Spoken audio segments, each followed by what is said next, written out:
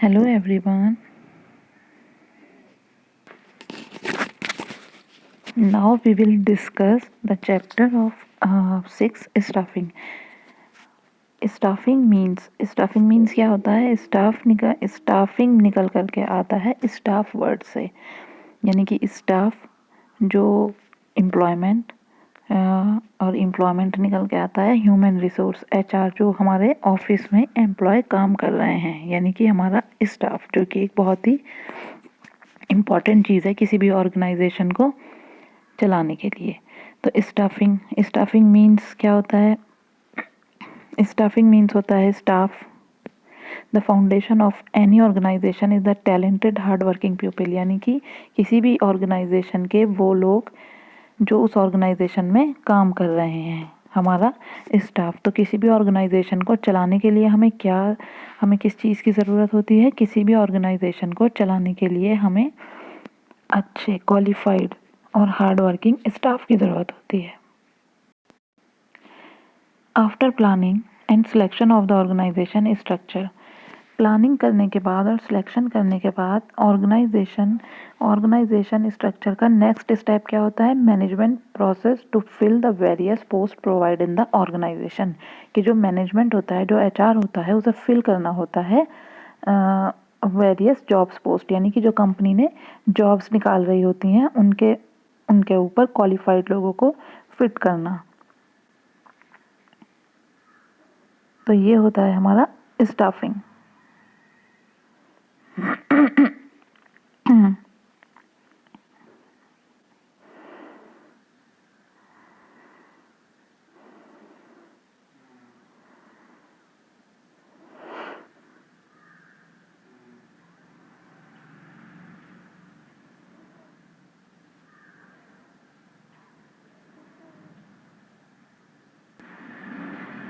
So proper staffing ensure the following benefits of to the organization. तो proper staffing जब हम किसी company में कर लेते हैं तो उससे हमारी कंपनी को, हमारे ऑर्गेनाइजेशन को क्या प्रॉफिट होता है? Help in discovering the obtaining component personal और वेरियस जॉब्स, यानी कि हमारी जो कंपनी होती है, हमारा जो ऑर्गेनाइजेशन होता है, वो फिल हो जाता है वेरियस जॉब से।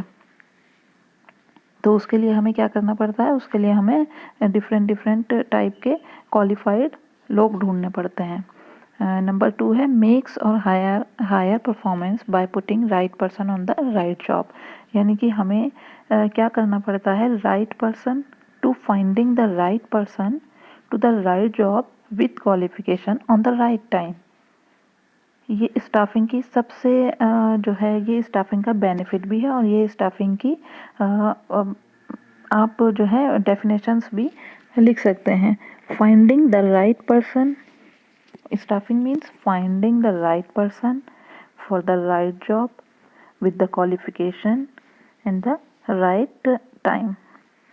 तो ये हमारा बेनिफिट्स भी है कि हमें हमारी एंटरप्राइज, हमारे ऑर्गेनाइजेशन को, हमारी कंपनी को एक राइट पर्सन मिल जाता है राइट जॉब के लिए, right time. Okay. And third है हमारा, थर्ड क्या बेनिफिट होता है? Help to ensure optimum utilisation of the human resources, यानी कि ये हेल्प करता है हमारा यूटिलाइजेशन यूटिलाइज करता है एचआर डिपार्टमेंट को by avoiding overmanning it prevents under utilisation of person and higher labour cost.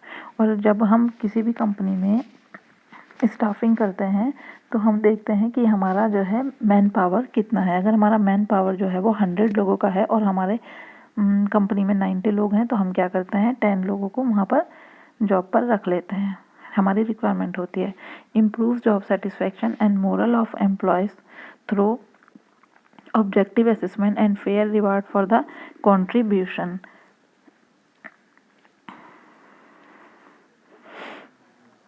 Human resource, हमारा जो ह्यूमन रिसोर्स मैनेजमेंट होता है इंक्लूड्स मैनी स्पेशलाइज्ड एक्टिविटीज़। उसकी क्या क्या एक्टिविटीज़ होती हैं? नंबर 1 होती है हमारा requirement, number 2 analysing jobs, developing, training, maintaining labour, handling, providing for social security and defining the company in law suits and avoiding legal complications.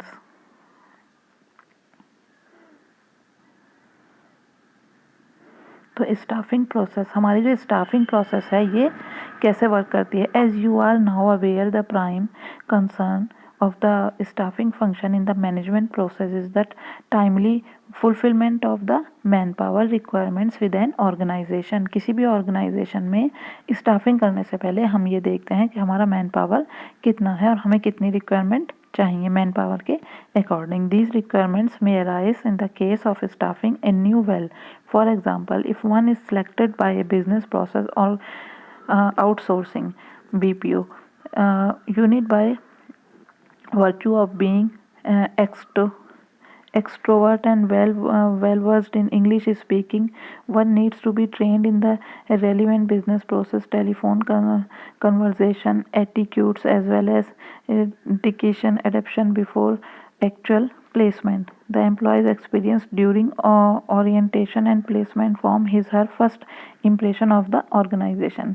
किसी भी सपोज करिए BPO में हम किसी को जॉब देते हैं, तो किसी भी BPO में या किसी भी कंपनी में कहीं हम जॉब देते हैं किसी को रिक्वायरमेंट होती है, तो सबसे पहले क्या देखा जाता है, उसका एटीट्यूड देखा जाता है, उसकी स्पीकिंग देखी जाती है, उसका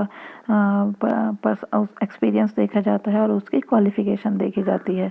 और जो फर्स्ट इम्प्रेशन होता है वो उसका पड़ता है PD का। तो what follows a brief description of the above stages. तो हमारी ये कुछ स्टाफिंग करने के लिए जो हमारी होती हैं कुछ स्टेजेस होती हैं, उनको देखने के बाद हम जो है पूरा ये हमारा प्रोसेस चलता है। Estimating the man power requirement, सबसे पहले हम ये देखते हैं कि हमारी कंपनी में कितने लोग वर्क कर रहे हैं और हमारी कंपनी को कितने लोग चाहिए। सपोज़ करिए कि हमारी कंपनी का जो मैन पावर है वो 100 है और हमारी कंपनी में जो एम्प्लॉयज़ काम कर रहे हैं वो 90 काम कर रहे हैं, तो इट्स अ मीन कि हमें 10 लोगों का रिक्वायरमेंट है। तो कंपनी क्या करेगी, 10 लोगों के लिए जॉब्स को निकाल देगी। हमें 10 लोग चाहिए ताकि हमारी कंपनी अच्छे से वर्क कर सके।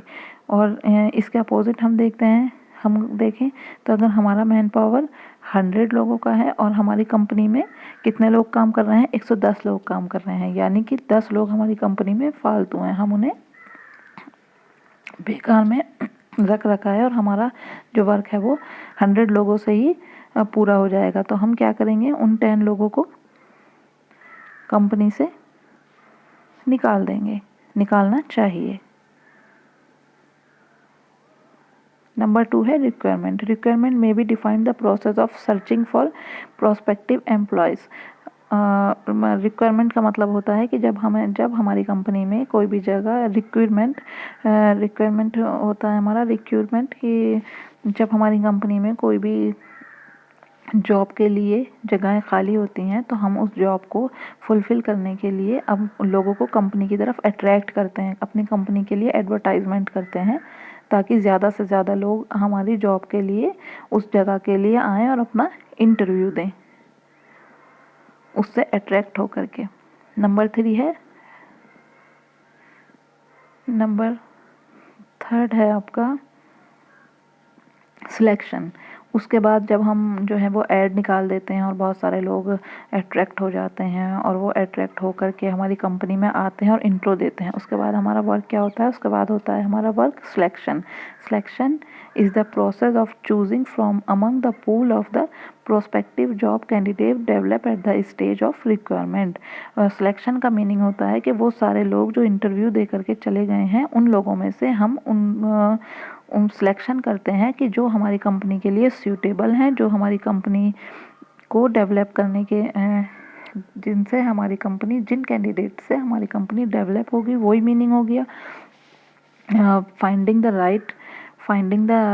Right person for the right job with qualification for the right time, it is selection. Selection के बाद हम क्या करते हैं, प्लेसमेंट, यानी कि सिलेक्शन हमने कर लिया, हमारी कंपनी में 50 लोग आए जिसमें से हमें 20 लोग चाहिए थे, तो 20 लोगों का हमने सिलेक्शन कर लिया। उसके बाद क्या आता है हमारा प्लेसमेंट एंड ओरिएंटेशन, यानी कि joining job mark the beginning of socialisation of the employee the work place, यानी कि उन एम्प्लॉयज़ को जिनको हमने सिलेक्ट कर लिया है उनको उनका प्लेसमेंट देना, उनको उनका वर्क देना, जिस वर्क के लिए भी हमने उन्हें रखा है वो वर्क उनको देना। The employee is given a brief presentation about the company and introduced to the superiors. Number 5 है परफॉर्मेंस। उसके बाद after the employees have undergone a period of training, उसके बाद है आपका नेक्स्ट है ट्रेनिंग एंड डेवलपमेंट। जब हमने वो वर्क के लिए उनको रख लिया है, प्लेसमेंट दे दिया है, तो प्लेसमेंट देने के बाद हम डायरेक्ट ही कोई भी कंपनी डायरेक्ट ही एम्प्लॉयज़ को वर्क करने के लिए नहीं भेजती। क्यों? क्योंकि वो पहले उसको ट्रेनिंग देती है। चाहे भले ही वो कितना भी एक्सपीरियंसड हो, लेकिन फिर भी कंपनी क्या करती है, उसको ट्रेनिंग देती है ताकि उसका डेवलपमेंट हो सके। What people seek in not simply a job but a career, everyone must have the opportunity to rise to the top. हर आदमी को क्या चाहिए कि अपॉर्चुनिटी चाहिए टॉप पर जाने के लिए। तो वो अपॉर्चुनिटी अपॉर्चुनिटी देने के लिए हम क्या करते हैं, उसको ट्रेनिंग देते हैं ताकि वो ट्रेनिंग देने से उसका डेवलपमेंट हो सके। The best way to provide such an opportunity is the facilitate employee learning. Organization have either in house training centers or have forget alliances with training and educational institute of ensuring counting learning to the of their employees. Next is performance appraisal. उसके बाद हम क्या करते हैं, training भी हमने दे दी, training के बाद हम क्या करते हैं, उनको वो अपने काम पर चले जाते हैं। अब जब वो अपना काम करते हैं तो उसके बाद हम देखते हैं उनका परफॉर्मेंस कैसा है। After the employees have undergone a period of training and they have been on the job for some time, there is a need of evaluate their performance। उसके बाद हम क्या करते हैं, जो जितने बंदे उस काम को कर रहे हैं, जितने एम्प्लॉयज़ उस वर्क को कर रहे हैं, तो हम क्या करते हैं, इवेल्यूएट करते हैं कि किसका परफॉर्मेंस कितना अच्छा है। करना भी चाहिए। एक कंपनी अगर ये इवेल्यूएट नहीं करेगी कि परफॉर्मेंस किसका कैसे जा रहा है, तो वो कंपनी जो है कहाँ सक्सेस हो पाएगी और वो उन एम्प्लॉयज़ का डेवलप भी नहीं कर पाएगी। जैसे कि बहुत सारे एम्प्लॉयज़ जो हैं वो वर्क अपना सही नहीं कर पाते किसी भी प्रेशर की वजह से, तो उन्हें आगे के लिए क्या करते हैं, प्रोत्साहित भी करते हैं। Next is promotion.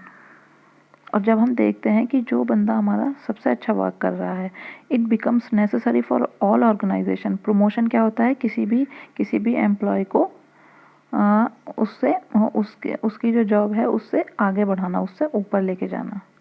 ये दो तरीके का होता है, इंटरनल और एक्सटर्नल। इंटरनल क्या होता है, इंटरनल होता है कंपनी क्या करती है, जो भी एम्प्लॉयज़ वर्क कर रहे होते हैं उन्हीं में से किसी भी एक को प्रमोशन दे देती है। लेकिन वो क्या करती है कंपनी, उसका जो सैलरी है वो सेम रखती है, बस उसका लेवल ऑफ वर्क बढ़ा देती है, उसका प्रमोशन कर देती है, बट सैलरी जो है वो सेम रखती है, सैलरी उसकी नहीं बढ़ती है। और एक होता है एक्सटर्नल प्रमोशन। एक्सटर्नल प्रमोशन के लिए हम क्या करते हैं, आउटसाइड से कोई एम्प्लॉय लेकर आते हैं, आउटसाइड से यानी कि कंपनी के बाहर के बंदे को लेकर के आते हैं और कंपनी की उस जगह को फुलफ़िल करते हैं। यहाँ कंपनी को उसको सैलरी भी देनी होती है, लेकिन जब कंपनी को सैलरी प्रोवाइड नहीं करानी होती तो कंपनी क्या करती है, इंटरनली प्रमोशन करती है। और आजकल जो है ज़्यादातर कंपनीज़ में इंटरनली प्रमोशन भी हो रहा है, आउटसाइड का भी हो रहा है, आउटसाइडर का भी हो रहा है, बट इंटरनली ज़्यादा हो रहा है। कहीं कहीं सैलरी बढ़ा देते हैं, कहीं कहीं सैलरी नहीं बढ़ाते हैं।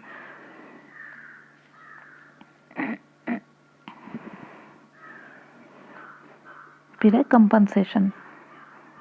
All organizations need to establish wage and salary plans for their employees.